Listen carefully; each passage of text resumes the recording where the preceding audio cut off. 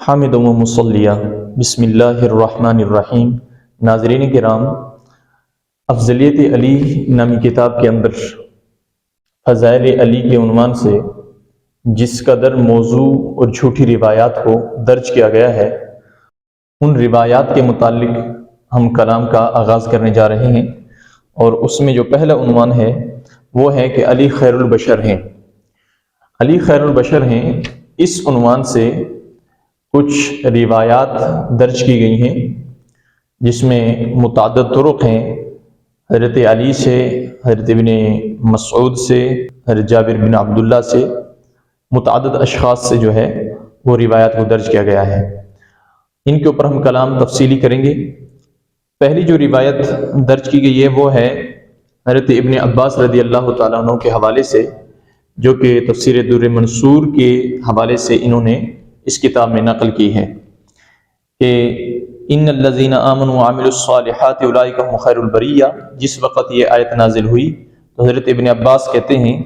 قال رسول اللہ صلی اللہ علیہ وسلم لعلی، کہ حضور علیہ السلام نے حضرت علی کو کہا والذی نفسی بیدہ انت خیر البریۃ وشیعتک یوم القیامۃ راضیین ومرضیین، کہ حضور علیہ السلام نے فرمایا اے علی، قسم اس ذات کی جس کے دست قدرت میں میری جان ہے، تو خیر البریہ ہے، مخلوق میں سب سے بہتر ہے، اور تیرے شیعہ، تیری گروہ، تیری جماعت قیامت کے دن راضی ہوں گے اور مرضیین ہوں گے۔ یہ روایت تفسیر در منصور میں امام جلال الدین سیوطی نے نقل کی ہے، لیکن انہوں نے یہ روایت ابن مردویہ کے حوالے سے نقل کی ہے، جس کے اندر وہ فرماتے ہیں اخرج ابن مردویہ عن ابن عباس، ابن عباس سے جو ہے نا ابن مردویہ نے اس کی تخریج کی ہے حضرت ابن عباس کے حوالے سے، ان کے طریق سے۔ تو ابن مردویہ نے جسے روایت کیا ہے تو ہم اسے ڈائریکٹ اسی ابن مردویہ کی تفسیر میں ہی جا کر دیکھتے ہیں۔ تو جناب والا یہ ہے جزء اما من التفسیر المسند لابن مردویہ، اس کی سند آپ کے سامنے یہ شو ہو رہی ہے۔ اس کے اندر آپ دیکھیے ان عمر ابن ہارون، یہ ایک راوی، ان عمر ان جابر، یہ دوسرا راوی ہے جابر، ان محمد بن علی و تمیم ابن حضلم ان ابن عباس۔ اب اس سند کے اندر ناظرین کرام یہ دو راوی ایسے ہیں جو کہ کذاب ہیں، وضاع ہیں، منکر الحدیث ہیں، سخت قسم کے الفاظ جرح سے ان محدثین نے مجروح قرار دیا ہے۔ پہلا شخص عمر بن ہارون، اس کے متعلق امام الذہبی رحمہ اللہ نے میزان الاعتدال جلد نمبر 3 اور صفحہ نمبر 228 پر تفصیل سے تبصرہ کیا ہے، اور اس کے اندر ائمہ جرح و تعدیل کے اقوال نقل کیے ہیں، جس کے اندر اسے وضاع، کذاب اور منکر الحدیث وغیرہ سے مجروح قرار دیا گیا ہے۔ دوسرا جو راوی ہے یہ ہے جابر الجعفی۔ جابر الجعفی، اس کو بھی میزان الاعتدال کے اندر امام شمس الدین الذہبی رحمہ اللہ نے جلد نمبر 1 صفحہ نمبر 379 پر تفصیلاً اس کا ترجمہ نقل کیا ہے، اور ائمہ جرح و تعدیل کے اقوال اس کے متعلق نقل کیے ہیں، جس کے اندر کذاب، منکر الحدیث و دیگر الفاظ جرح سے اس کو مجروح قرار دیا ہے۔ یہ ایک طریق تھا اس کا جو کہ ابن مردویہ کی تخریج سے تھا۔ یہی روایت جو ہے امام طبری رحمہ اللہ نے، ابن جریر طبری رحمہ اللہ نے، انہوں نے بھی اپنی تفسیر کے اندر نقل کی ہے، اور وہاں پر وہ لائیں اس کو محمد بن علی کے طریق سے، اور محمد بن علی یعنی امام الباقر، امام محمد الباقر ابن زین العابدین،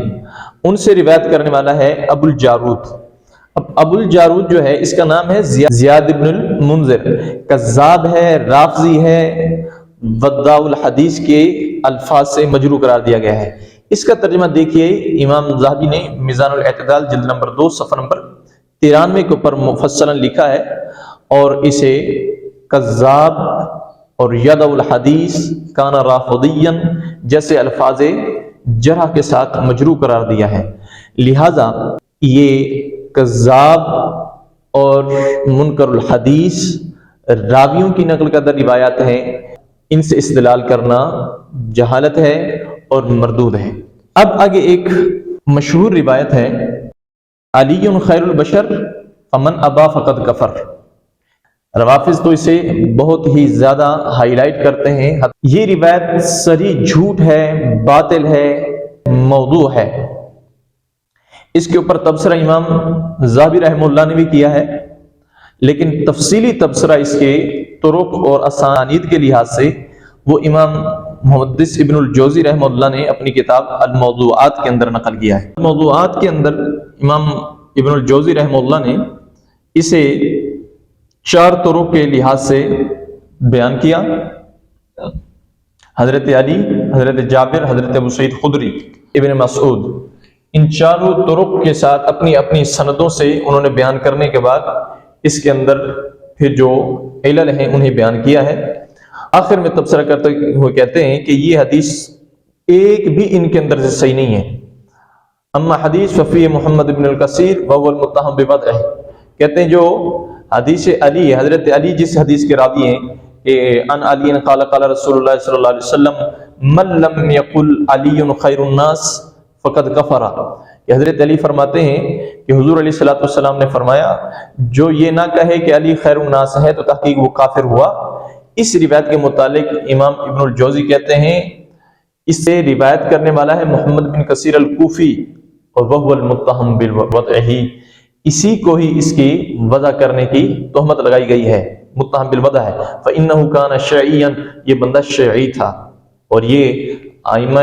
جرح و تعدیل کا ایک روشن اصول ہے کہ جس وقت مبتدع کی روایت اس کی بدعت کی طرف داعی ہو تو اس وقت اس کی روایت کو رد کر دیا جاتا ہے، مردود کرا دیا جاتا ہے۔ تو یہاں پر یہ سری بیان کیا جا رہا ہے فإنه كان شیعا، یہ شیعی تھا۔ آگے امام احمد بن حنبل اس کے متعلق کہتے ہیں مزقنا حدیثہ، ہم نے اس کی حدیث کو پاش پاش کر دیا، ٹکڑے ٹکڑے کر دیا۔ اور علی ابن المدینی رحمہ اللہ وہ فرماتے ہیں کتبنا عنہ عجائبہ، ہم نے اس سے عجیب و غریب روایتیں لکھی، وخططت علی حدیثہ، لیکن میں نے اس کی ساری حدیثوں پہ لیکا پھیر دیا، ساری حدیثوں پر لکیر پھیر دی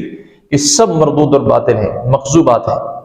اب جو روایت حضرت ابن مسعود کے حوالے سے اس پہ کلام کرتے ہوئے ابن الجوزی رحمہ اللہ کہتے ہیں اس کے اندر حفص بن عمر، محمد بن شجاع السلجی، اس کے متعلق کہتے ہیں وقد سبق فی اول کتاب انہ کذاب، یہ کذاب ہے۔ اور اس سند کے اندر اصل جو متہم بالوضع ہے اس روایت کا وہ ہے جرجانی اشعری، جو کہ اس کے واضح ہونے سے متہم ہے۔ اب تیسری جو روایت ہے وہ ہے جابر کی روایت، جابر بن عبداللہ کی۔ تو جابر بن عبداللہ کی روایت جو ہے وہ 2 طرق سے امام ابن الجوزی روایت کرتے ہیں۔ پہلے طریق کے اندر کہتے ہیں ابو محمد علوی ہے، ابو محمد علوی کہتے ہیں ولم یروہ غیرہ، اس کے علاوہ اس حدیث کو کسی نے بیان ہی نہیں کیا۔ اور یہ ابو محمد علوی کا سٹیٹس کیا ہے؟ وہ منکر الحدیث، منکر الحدیث ہے۔ دوسرا جو طریق ہے یہ آپ کے سامنے شو بھی ہو رہا ہے، اس کے اندر ہے الزراع، زراع، وہ کہتے ہیں ہم نے دارقطنی کے حوالے سے بیان کر دیا ہے کہ یہ جو ہے نا کذاب دجال ہے، زراع جو ہے راوی کذاب ہے اور دجال ہے۔ یہ جابر بن عبداللہ کی دونوں طرق سے لائی گئی روایات کے اوپر تبصرہ ہوا۔ آگے جو تیسری سند ہے وہ ہے ابو سعید خدری رضی اللہ عنہ کے حوالے سے، تو اس کے اندر ہے احمد بن سالم۔ ابن حبان رحمہ اللہ فرماتے ہیں لا یحل الاحتجاج بہ، اس کے ذریعے حجت پکڑنا، اس کی روایت کو سند بنا کر پیش کرنا یہ حلال نہیں ہے۔ انہ یروی عن الثقات الطامات، سکہ راویوں سے جو ہے وہ بڑی بڑی بلائیں روایت کرتا ہے، جھوٹی روایتیں بیان کرتا ہے، موضوع روایتیں بیان کرتا ہے۔ تو یہ ابن الجوزی رحمہ اللہ کا تبصرہ تھا ان احادیث کے حوالے سے۔ تو انہوں نے ابن الجوزی نے تو اس پہ کلام سندن کیا ہے، متن کے اعتبار سے مطلقاً یہ حدیث موضوع ہے، اس کی سندوں کو چیک ہی نہیں کیا جائے گا۔ یہی کلام ہے امام شمس الدین الذہبی رحمہ اللہ کا، حتیٰ کہ یہ روایت جس راوی نے پیش کی ہے اس راوی کا اور کوئی ترجمہ نہ بھی ملا تو امام شمس الدین الذہبی رحمہ اللہ اس روایت کو نقل کرنے کی وجہ سے اس شخص کو جو ہے نا وہ مجروح قرار دے رہے ہیں۔ مثلا یہ ایک شخص ہے الحر بن سعید النخعی الکوفی، اس نے شریک سے اس حدیث باطل کو روایت کیا کہ علی خیر البشر، کہتے ہیں وَهَذَا الرَّجُلُ لَمْ أَظْفُرْ لَهُمْ فِيهِ بِكَلَامٍ، اگرچہ اس شخص کے بارے میں کسی محدث نے جرح کا کلام نہیں کیا، لیکن امام شمس الدین الذہبی کہتے ہیں یہ شخص وہ ہے کہ جس نے شریک سے یہ حدیث موضوع حدیث باطل بیان کی ہے۔ یہی روایت کہ علی خیر البشر فمن ابا فقد کفر، اس کے اوپر تبصرہ کرتے ہوئے خطیب بغدادی رحمہ اللہ نے یہ کلام کیا کہ ھذا حدیث منکر، یہ حدیث منکر ہے، ما رواہ سوى العلوی، اس کو علوی کے سوا کسی نے روایت نہیں کیا بہذا الاسناد، اس سند سے، ولیس بثابت، یہ حدیث ثابت نہیں ہے۔ اتنا کلام کیا امام خطیب بغدادی نے کہ لیس بثابت، یہ حدیث ثابت نہیں ہے، تو اس کے اوپر تبصرہ کرتے اور تعاقب کرتے ہوئے امام ذہبی رحمہ اللہ نے خطیب بغدادی کا تعاقب کرتے ہوئے ان الفاظ پر فرمایا قلت فانما يقول الخطيب ليس بثابت في مثل خبر القلتين وخبر الخال وارث، کہ ابن اپنا خطیب بغدادی کا یہ طریقہ کہ لیس بثابت کہنا کسی حدیث پر، یہ تو ان جیسی روایت میں آنا چاہیے کہ جو قلتین والی روایت ہے، اسی طرح الخال وارث، ایسی روایات میں اگر خطیب بغدادی کہتا ہے کہ لیس بثابت تو جچتا ہے، لیکن لا فی مثل ھذا الباطل الجلی، ایسی باطل جلی واضح تر جھوٹی روایت کے متعلق یہ الفاظ کہنا کہ لیس بثابت، یہ خطیب بغدادی کو زیب نہیں دیتا، کھلی جھوٹی روایت ہے۔ کیوں؟ اس لیے کہ لیس بثابت سے یہ جو ہے نا سوال پیدا ہو سکتا ہے کہ عدم ثبوت حدیث کے موضوع ہونے کو مستلزم تو نہیں ہوتا،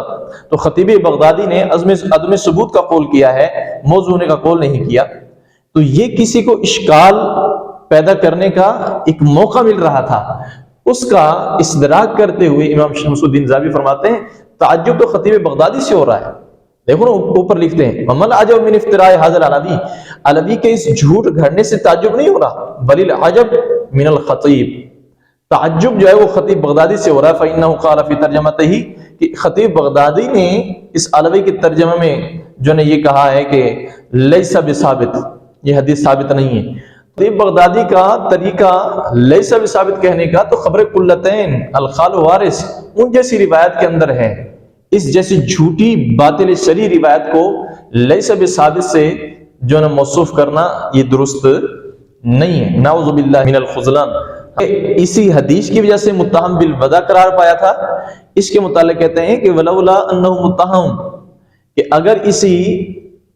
علوی کو اس حدیث سے متہم نہ کیا جاتا تو لزدہم علیہ المحدثون فإنہ معمر، تو محدثین نے جنازے کو ڈھانپ لینا تھا، بھیڑ لگا دینی تھی، کیونکہ یہ ایک بڑی طویل العمر شخصیت تھی، بڑی لمبی اس نے زندگی پائی تھی، اور محدثین کا ایک جمع غفیر اس کے جنازے میں شامل ہوتا۔ ایک وجہ تھی کہ اس نے یہ حدیث بیان کی اور اس حدیث کے گھرنے میں اسے متہم بالوضع قرار دیا گیا، اس سبب سے مرا ہے، لیکن محدثین نے اس کے جنازے میں کوئی خاص رغبت نہ اختیار کی۔ تو یہ اس حدیث کا سٹیٹس ہے۔ تو اب اس کتاب کے اندر یہ حدیث کتنی مرتبہ بیان کی گئی ہے یہ آپ دیکھیے، ایک، پھر جابر بن عبداللہ کے حوالے سے دوسری، علی خیر البشر لا یشک فیہ الا منافق، اسی طرح حضرت علی سے ہے کہ قال رسول اللہ صلی اللہ علیہ وسلم من لم یقل علی خیر الناس فقد کفر، اسی طرح پھر اگلی روایت لایا ہے علی خیر البشر من ابا فقد کفر، ابن عساکر کے طریق سے، حالانکہ اس روایت کو جو ہے ابن کثیر نے البدایہ والنہایہ میں دونوں سندوں سے موضوع قرار دیا ہے۔ آگے ایک اور روایت بیان کی ہے علی خیر البشر فمن ابا فقد کفر، وہی روایت ساری ایک ہی الفاظ سے بار بار۔ تو اس جیسی جھوٹی روایات کو انہوں نے بھرمار کی ہے اس کتاب کے اندر نقل کرنے کی، بھرمار کی ہے۔ تو حضرات گرامی، آج کا جو ہمارا موضوع تھا وہ یہی تھا کہ اس روایت کا جو ہے نا اصول حدیث کے لحاظ سے مقام اور مرتبہ بیان کیا جائے۔ علی خیر البشر فمن ابا فقد کفر بالکل جھوٹی اور موضوع روایت ہے، اور اسی طرح کی روایات روافض اور روایات مکذوبہ کو درج کرنے میں اس شخص نے کام کیا ہے. یعنی اس کتاب کو اگر آپ 70% یوں سمجھیں کہ روایات موضوعہ، روایات مکذوبہ، مفتریات کا مجموعہ ہے یہ کتاب. 70% روایات اس کے اندر جھوٹی ہیں، مناکیر ہیں، موضوعات ہیں، مفتریات ہیں. تو اسے 70% روایات موضوعہ کا مرکب کہنا یہ بعید نہیں ہے. انشاءاللہ ہم اس پر سلسلہ وار عنوان با عنوان روایات موضوعہ کا بیان کریں گے اور اس کے بعد پھر اگلے مراحل کی طرف توجہ کریں گے. دعا ہے اللہ رب العزت ہمیں تسلسل کے ساتھ اس کتاب کے دجل و فریب سے پردے اٹھانے کی توفیق عطا فرمائے. السلام علیکم ورحمۃ اللہ وبرکاتہ.